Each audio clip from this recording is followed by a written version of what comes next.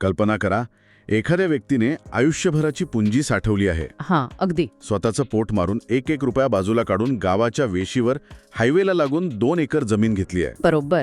त्या व्यक्तीचं एक छोटंसं स्वप्न असते. हां. तिथे एखादा छानसा व्यवसाय सुरू करायचा किंवा मुलांच्या भविष्यासाठी छोटंसं प्लॉटिंग करून 4 पैसे उभे करायचे. हां. तो मोठ्या उत्साहात इंजिनियरला भेटतो, नकाशा तयार करतो आणि जेव्हा पहिली वीट रचण्यासाठी परवानगी मागायला जातो ना, तिथेच खरा धक्का बसतो. अगदी बरोबर. हां. तेव्हा प्रशासकीय अधिकारी त्याच्या हातात एक कागद टेकवतात आणि सांगतात, इथे तुम्हाला काही बांधता येणार नाही. का? कारण सरकारच्या नकाशावर त्या जमिनीला हिरवा रंग दिलेला असतो. हो, हे खूप भयानक वास्तव आहे. प्रेक्षक हो, ही कोणतीही काल्पनिक कथा नाही, तर महाराष्ट्रातील हजारो जमीन मालकांची ही रोजची व्यथा आहे.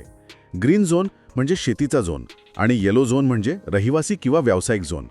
या एका रंगाच्या फरकामुळे लोकांची करोडोंची जमीन मातीमोल होते किंवा अडकून पडते. हा विषय समजून घेणं खूप गरजेचं आहे. होय, आणि आपल्या मागील काही व्हिडिओंच्या कमेंट्समध्ये अनेकांनी विचारले आहे की शेतीचा म्हणजेच ग्रीन झोनचा रहिवासी किंवा व्यावसायिक म्हणजेच येलो झोनमध्ये कायदेशीररित्या कसा बदल करायचा.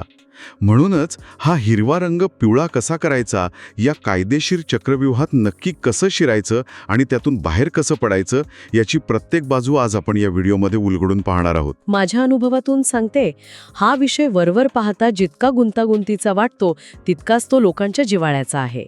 मी माझ्या कारकिर्दीत अशी अनेक प्रकरणे पाहिली आहेत जिथे योग्य माहिती नसल्यामुळे लोकांनी आपली पिढ्यानपिढ्यांची जमीन कवडीमोल भावाने विकली आहे. अरे रे, हे खूपच दुर्दैवी आहे. हो ना, किंवा चुकीच्या लोकांच्या नादी लागून लाखो रुपये गमावले आहेत.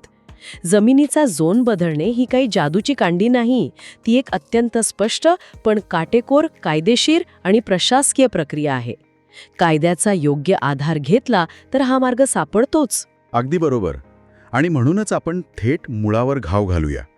आपण जेव्हा झोन म्हणतो तेव्हा हा जमिनीचा वापर ठरवतो तरी कोण? हा चांगला प्रश्न आहे. कारण बऱ्याच लोकांचा असा समज असतो की जमीन माझी आहे, मी त्याचे पैसे मोजले आहेत, मग तिथे मी शेती करू किंवा हॉटेल बांधू, मला कोण अडवणार. हा जो झोन नावाचा प्रकार आहे तो नक्की कोणत्या कायद्याच्या आधारे जन्माला येतो हे आपल्याला थोडं सविस्तर समजून घ्यायला हवं. हां, खऱ्या अर्थाने कळीचा मुद्दा आहे. बघा, जमीन आपली असली तरी आपण एका समाजात राहतो, एका व्यवस्थेत राहतो. हो, ते तर आहेच. आणि या व्यवस्थेचे काही नियम असतात. आपल्या राज्यात जमिनीचा वापर ठरवण्याचा, शहरांचे आणि गावांचे नियोजन करण्याचा मुख्य अधिकार हा महाराष्ट्र प्रादेशिक व नगर रचना अधिनियम 1966 नुसार चालतो. अच्छा, ज्याला आपण MRTP ॲक्ट 1966 म्हणतो तोच ना? अगदी तोच. हा कायदा आपल्या राज्याच्या नागरी विकासाचा कणा आहे.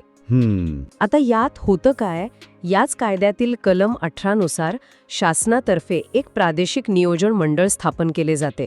हे मंडळ एखाद्या जिल्ह्याचा किंवा प्रदेशाचा सर्वांगीण विचार करते. ओके, म्हणजे हे मंडळ संपूर्ण प्रदेशाचा नकाशा तयार करतं. बरोबर. आणि पुढे याच कायद्याच्या कलम 20 नुसार जमिनीच्या वापराचे नकाशे आणि वेगवेगळ्या योजना तयार होतात. म्हणजे विचार करा, जर प्रत्येकाने ठरवलं की मला माझ्या शेतात केमिकल फॅक्टरी टाकायची आहे आणि शेजारी एखाद्याने शाळा बांधली तर काय होईल? हा, तो तर मोठा गोंधळ होईल. हो ना.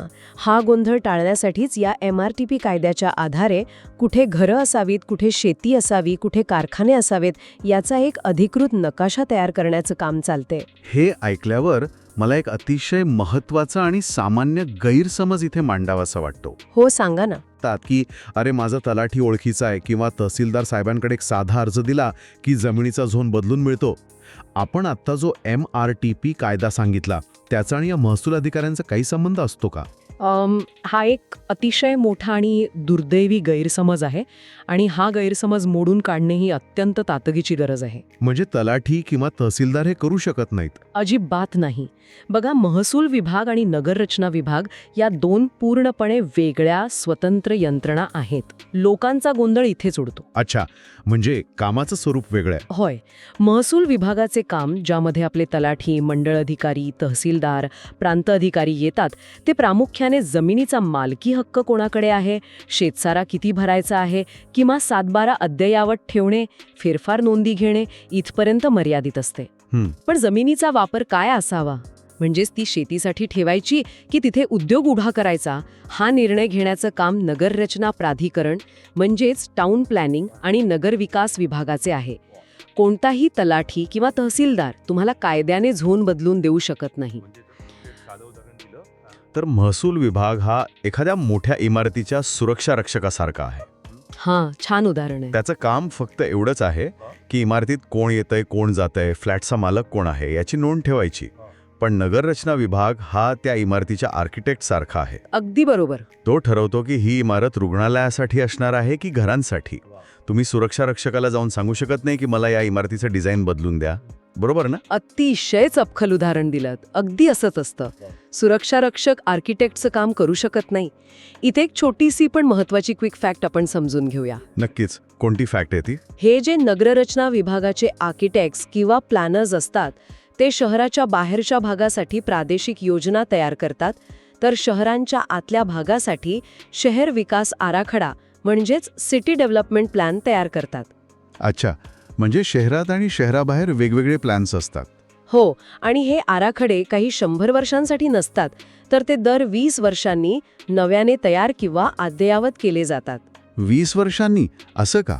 कारण 20 वर्षांत शहराची लोकसंख्या वाढते, लोकांच्या गरजा बदलतात, वाहनांची संख्या वाढते, त्यामुळे हे नियोजनही त्या काळानुसार बदलावे लागते. प्रेक्षक हो, आपण याबाबत कधी विचार केला आहे का? आपल्यालाही महसूल आणि नगररचना विभागात असाच गोंधळ होतो का? या सुरक्षा रक्षक आणि आर्किटेक्टच्या उभारणामुळे आपला गैरसमज दूर झाला का? कमेंट सेक्शनमध्ये नक्की सांगा. आणि हो, चॅनलला आत्ता सबस्क्राईब करा. अगदी बरोबर. कारण महसूलशाही चॅनलवर आपण अशीच किचकट कायदेशीर माहिती अगदी घरगुती भाषेत डिकोड करत असतो. आता या संवादाच्या मुख्य गाभ्याकडे वळूया. आपण एक सविस्तर परिस्थिती डोळ्यासमोर उभी करूया. नक्कीच. एक उदाहरण घेऊ. समजा हरीश भाऊ नावाचा एक शेतकरी आहे. त्याची 2 एकर शेत जमीन अगदी शहराच्या वेशीवर हायवेला लागून आहे. आता शहर वाढत चालले आजूबाजूला, गाड्यांचा धूर वाढलाय, मजुरांची कमतरता आहे, त्यामुळे त्याला आता तिथे शेती परवडत नाहीये. हे आजकाल खूप ठिकाणी होतंय. हो ना? मग त्याला तिथे घरांसाठी एक छानसं प्लॉटिंग करायचं आहे. तर या हरीश भाऊने नेमके काय करावे? कुठल्या कार्यालयाचा दरवाजा सर्वात आधी ठोठवावा? सविस्तर बघूया. हरीश भाऊंसारख्या प्रत्येक शेतकऱ्याने ही प्रक्रिया अत्यंत शांत डोक्याने आणि टप्प्याटप्प्याने करणे आवश्यक आहे. हां, घाई करून चालणार नाही. पहिली पायरी म्हणजे हरीश भाऊंनी सर्वात आधी नगररचना कार्यालयात म्हणजे टाउन प्लॅनिंग ऑफिसमध्ये जावे आणि तिथे उपलब्ध असलेल्या अधिकृत विकास आराखड्यात किंवा प्रादेशिक योजनेत आपल्या जमिनीचा सध्याचा झोन कोणता आहे ते तपासावे. म्हणजे नुसतं अंदाज न लावता कागदावर काय आहे ते बघायचं. अगदी बरोबर. बऱ्याचदा लोकांना वाटतं आपली जमीन ग्रीन झोनमध्ये आहे, पण ती आधीच एखाद्या आरक्षणामध्ये अडकलेली असू शकते. त्यामुळे सद्यस्थिती पाहणे ही पहिली पायरी. समजला.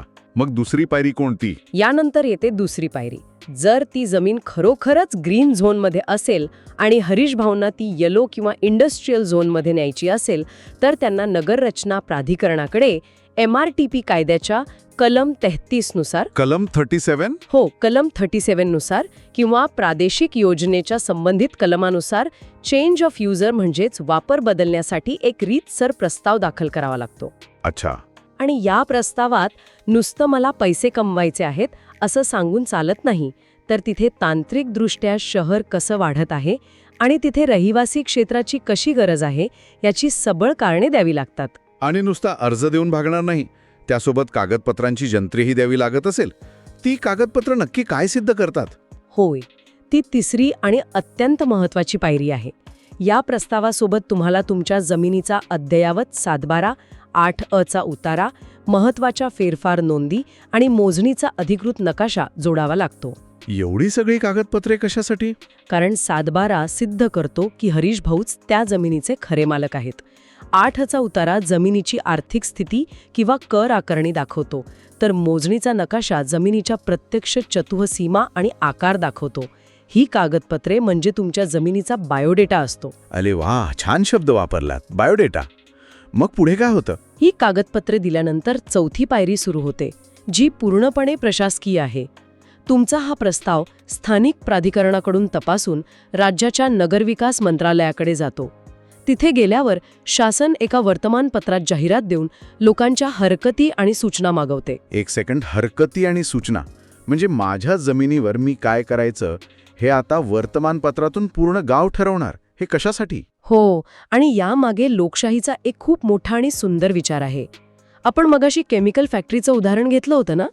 बरोबर. समजा एखाद्या व्यक्तीने स्वतःच्या ग्रीन झोनमधील जमिनीवर फॅक्टरी उभी करण्याची परवानगी मागितली, पण त्यामुळे शेजारच्या शेतकऱ्याच्या पिकांचं नुकसान होणार असेल, तर त्या शेजाऱ्याला आपला विरोध नोंदवण्याचा अधिकार असायला हवा ना? हो, ते तर अगदी रास्त आहे. म्हणून शासनाला जाहीर नोटीस काढावी लागते. या नोटीसचा अर्थ असा असतो की आम्ही या जमिनीचा वापर बदलत आहोत, कोणाला काही कायदेशीर किंवा तांत्रिक अडचण आहे का? अच्छा, म्हणजे पारदर्शकता राहते. आणि शेवटची पायरी. आणि शेवटी 5वी पायरी म्हणजे या लोकांच्या हरकतींवर सुनावणी झाल्यानंतर आणि सर्व गोष्टींची तांत्रिक पडताळणी केल्यावर नगरविकास मंत्रालयाकडून या प्रस्तावाला अंतिम मंजुरी मिळते. शासनाच्या राजपत्रात म्हणजेच गॅझेटमध्ये नोटिफिकेशन निघते आणि मगच अधिकृतरित्या तो हिरवा रंग पुसून तिथे पिवळा रंग दिला जातो. माफ करा, मध्येच थांबवतो, पण ही सगळी 5 टप्प्यांची प्रक्रिया ऐकताना मला एक खूप मोठा प्रश्न पडलाय. हो, विचारा ना. हे सगळं ऐकायला अगदी परिपूर्ण आणि आदर्श वाटतंय, पण प्रत्यक्षात याला वर्षानुवर्ष लागतात. मंत्रालयाचा चक्रा माराव्या लागतात. हा लालफितशाहीचा म्हणजेच प्रशासकीय विलंबाचा एक भाग नाही का? जो शेतकरी आज तोट्यात आहे, ज्याला आज पैशांची गरज आहे, त्याला 2-3 वर्ष वाट पाहायला सांगणे अन्यायकारक नाही का? सरकार जाणीवपूर्वक हा वेळकाढूपणा करतं का? हो, म्हणजे वरवर पाहतात असे वाटते. तुमचा राग रास्त आहे आणि शेतकऱ्याची अडचणही मी समजू शकते, पण या नाण्याला दुसरीही एक बाजू आहे आणि ती अतिशय गंभीर आहे. कोणती बाजू? शासनाला फक्त एका व्यक्तीच्या फायद्याचा किंवा नुकसानीचा विचार करून चालत नाही. समजा सरकारने सर्वांना एका महिन्यात झोन बदलून दिले आणि अचानक एखाद्या शेतात 500 घरांची मोठी वसाहत उभी राहिली, तर तिथे राहणाऱ्या लोकांसाठी जाण्यासाठी रस्ते आहेत का? रस्त्यांचा तर प्रश्न येईलच. त्या 500 घरांसाठी पिण्याचं पाणी कुठून येणार? त्यांच्या सांडपाण्याची व्यवस्था कुठे जाणार? ते सांडपाणी पुन्हा एखाद्या नदीत सोडल्या जाणार का? विजेचा ताण किती वाढेल? या सर्व पायाभूत सुविधांचा आणि तांत्रिक गोष्टींचा सखोल विचार शासनाला करावा लागतो. म्हणजे शहराचं संतुलन बिघडू नये म्हणून. अगदी बरोबर. जर घाईघाईत निर्णय घेतले तर शहरांचे बकालपण वाढेल, ट्रॅफिक जामचे प्रश्न निर्माण होतील आणि नंतर तेच लोक सरकारला शिव्या देतील की नियोजन केले नाही. त्यामुळे हा वेळ जाणीवपूर्वक त्रास देण्यासाठी नसतो, तर तो भविष्यातली मोठी आपत्ती टाळण्यासाठी असतो. हे स्पष्टीकरण खरंच डोळे उघडणार आहे, कारण आपण नेहमी स्वतःच्या फायद्याच्या अँगलने बघतो, पण शहराला श्वास घ्यायला जागा लागते आणि नियोजन नसले तर शहर गुदमरून जाईल. अगदी तसंच आहे. पण इथेच मला आणखी एक मुद्दा उपस्थित करावासा वाटतो, जो लोकांमध्ये खूप चर्चेत असतो. असा एक उघडा समज आहे की शासनाला ठराविक पैसे किंवा प्रीमियम भरल्या किंवा काही ठिकाणी चिरीमिरी दिली की लगेच कोणत्याही जमिनीचा झोन बदलून मिळतो. यात किती तथ्य आहे? हा सुद्धा एक अत्यंत चुकीचा आणि घातक समज आहे. म्हणजे पैशाने काम होत नाही? अजिबात नाही. प्रीमियम भरणे म्हणजे तुमचं काम लगेच होईल किंवा तुम्ही पैशाच्या जोरावर कायदा विकत घेऊ शकता, असा त्याचा अर्थ अजिबात होत नाही. झोन बदलताना तांत्रिक निकष सर्वात महत्त्वाचे असतात. कोणते निकष? जर तुमच्या जमिनीपर्यंत पोहोचायला अधिकृत रस्तेच नसतील किंवा ती जागा पर्यावरणाच्या दृष्टीने संवेदनशील असेल, म्हणजे तिथे नदीचं पात्र असेल, डोंगरमाथा असेल, पूररेषा असेल किंवा जंगल क्षेत्र असेल, तर तुम्ही शासनाला कितीही पैसे किंवा प्रीमियम भरण्याची तयारी दाखवली तरी तुमचा प्रस्ताव थेट फेटाळला जातो. अरे वा, हे खूप महत्वाचं आहे. पैशापेक्षा पर्यावरण आणि नागरी सुरक्षा कायद्याच्या दृष्टीने नेहमीच मोठी असते. आणि या व्यतिरिक्त अजून काही अडथळे असू शकतात का? नक्कीच. इथे आणखी एक क्विक फॅक्ट आपण लक्षात ठेवली पाहिजे. सांगा ना. जर विकास आराखड्यात एखाद्या जागेवर सार्वजनिक आरक्षण टाकलेले असेल, उदाहरणार्थ तिथे भविष्यात एखादी शाळा, खेळाचं मैदान, स्मशानभूमी किंवा रुग्णालय प्रस्तावित असेल, तर तो झोन वैयक्तिक फायद्यासाठी किंवा खासगी वापरासाठी बदलणे जवळजवळ अशक्य असते. म्हणजे तिथे काहीच करता येत नाही? नाही. एखादा व्यक्ती म्हणेल की मी दुप्पट पैसे देतो, पण हे शाळेचं आरक्षण काढा, तर तसे होत नाही. सार्वजनिक हिताला नेहमीच सर्वोच्च प्राधान्य दिले जाते. प्रेक्षक हो, आपल्या गावात अशी आरक्षणे किंवा झोनची समस्या आहे का? किंवा विकास आराखड्यामुळे आपल्या जमिनी अशाच एखाद्या शाळेच्या किंवा मैदानाच्या आरक्षणात अडकल्या आहेत का? आपली समस्या कमेंटमध्ये नक्की लिहा. आणि महसूलशाही चॅनलचे असेच माहितीपूर्ण व्हिडिओ पाहण्यासाठी सबस्क्राईब करायला विसरू नका. नक्कीच सबस्क्राईब करा. आता चर्चेच्या एका अत्यंत रंजक आणि दिलासादायक टप्प्याकडे वळूया. मगाशी आपण जे शहराच्या वेशीवरच्या जमिनींचं उदाहरण घेतलं त्यात अनेक शेतकऱ्यांची अडचण अशी असते की त्यांची जमीन अगदी गावाला लागून असते, गावाच्या भिंतीला भिडलेली असते, पण तरीही ती ग्रीन झोनमध्ये दाखवली जाते. हो, अशी अनेक प्रकरणे येतात. आता पूर्ण राज्याचा आराखडा बदलायची वाट पाहणे तर शक्य नसते. मग अशा ज्यांच्या जमिनी अगदी गावाच्या सीमेला सलग लागून आहेत त्यांच्यासाठी शासनाचा काही वेगळा नियम किंवा दिलासा आहे का? हो, नक्कीच. आणि हा मुद्दा आपण अतिशय योग्य वेळी काढलात. अरे वाह, कोणता नियम आहे तो? यावर 4 मे 2015 रोजी राज्य शासनाच्या नगर विकास विभागाने एक अत्यंत महत्त्वपूर्ण शासन निर्णय म्हणजेच नोटिफिकेशन काढले आहे. माझ्या अनुभवातून सांगते, हा निर्णय हजारो लोकांसाठी एक मोठी संजीवनी ठरला आहे. संजीवनी? असं काय आहे त्यात? अतिशय उत्साहाने मी या नियमाचे विश्लेषण करीन, कारण हा नियम प्रत्येकाला माहीत असायलाच हवा. या 4 मे 2015च्या नियमानुसार जर तुमची ग्रीन झोनमधील जमीन येलो झोनला म्हणजेच अस्तित्वात असलेल्या रहिवासी क्षेत्राला किंवा अधिकृत गावठाणाला सलग लागून असेल आणि ती 200 मीटरच्या आत असेल, तर तुम्हाला पूर्ण शहराचा विकास आराखडा बदलण्याची वाट पाहावी लागत नाही. म्हणजे 200 मीटरची मर्यादा आहे, पण यामागे 200 मीटरचाच आकडा का? याचा काही तांत्रिक अर्थ आहे का? हे जरा सोप्या भाषेत सांगाल का? होय, यामागे खूप मोठं लॉजिक आहे. समजा तुमच्या गावाचे अधिकृत गावठाण किंवा आधीच मंजूर असलेला येलो झोन जिथे संपतो तिथून सलग लागून असलेली तुमची शेतजमीन जर 200 मीटरच्या परिघात येत असेल, तर शासनाचा असा विचार आहे की अस्तित्वात असलेल्या गावठाणातील पिण्याच्या पाण्याची पाईपलाईन, विजेचे खांब आणि ड्रेनेज लाईन 200 मीटरपर्यंत सहज वाढवता येऊ शकतात. अच्छा, म्हणजे मूलभूत सुविधा तिथपर्यंत पोहोचवणं सोपं असतं. अगदी बरोबर. त्यासाठी संपूर्ण शहराचे नियोजन कोलमडून पडत नाही, म्हणून ही 200 मीटरची मर्यादा ठेवली आहे. काही विशिष्ट अटींच्या अधीन राहून तुम्हाला तिथे रहिवाशी किंवा व्यावसायिक विकास कामांना परवानगी मिळू शकते. हे खरोखरच अप्रतिम आहे. म्हणजे या 200 मीटरच्या आत असणाऱ्यांना तो पूर्ण कलम 37चा मोठा आणि किचकट मार्ग टाळता येऊ शकतो. अगदी बरोबर. यासाठी MRTP कायद्यातील मोठ्या प्रक्रियेतून जाऊन आराखड्यात मोठा फेरबदल करण्याची गरज पडत नाही. मग हे काम स्थानिक पातळीवर होतं का? होय, स्थानिक पातळीवर म्हणजेच तुमच्या नगरपरिषद किंवा महानगरपालिकेत योग्य तो प्रीमियम आणि विकास शुल्क भरून, तसेच रस्ते आणि सांडपाण्याची व्यवस्था स्वतः करण्याची हमी देऊन तुम्ही इथे बांधकाम करू शकता. म्हणजे विकास शुल्क भरणे अनिवार्य आहे? हो. हा प्रीमियम म्हणजे काय, तर तुम्ही जो नवीन ताण शहराच्या व्यवस्थेवर टाकणार आहात त्या बदल्यात सरकार तुमच्याकडून ते पैसे घेऊन तिथले रस्ते आणि गटारे बांधण्यासाठी वापरते. हा एक अतिशय मोठा दिलासा शासनाने दिला आहे, ज्यामुळे वेशीवरच्या जमिनींचा विकासाचा मार्ग मोकळा झाला आहे. म्हणजे जे लोक खऱ्या अर्थाने शहराच्या विस्ताराचा नैसर्गिक भाग बनू शकतात त्यांच्यासाठी ही 200 मीटरची तरतूद एक प्रकारे वरदानच आहे. पण अर्थात हे सगळं कायदेशीर प्रक्रियेतून योग्य नकाशे आणि इंजिनियरच्या मदतीने जावं लागतं. नक्कीच. या प्रक्रियेतही तुम्हाला नगर रचना विभागाची परवानगी, योग्य नकाशे आणि शासनाचे निकष पाळावेच लागतात. फक्त यात तुमचा अनेक वर्षांचा वेळ वाचतो आणि आराखडा बदलण्याची किचकट प्रक्रिया टळते. हे खूपच माहितीपूर्ण होतं. शेवटी या सर्व चर्चेचा समारोप करताना मी एका छोट्या पण अत्यंत महत्त्वाच्या फॉलोअप वाक्याने करेन. हे कायम लक्षात ठेवा, म्हणजे पुढे अडचण येणार नाही.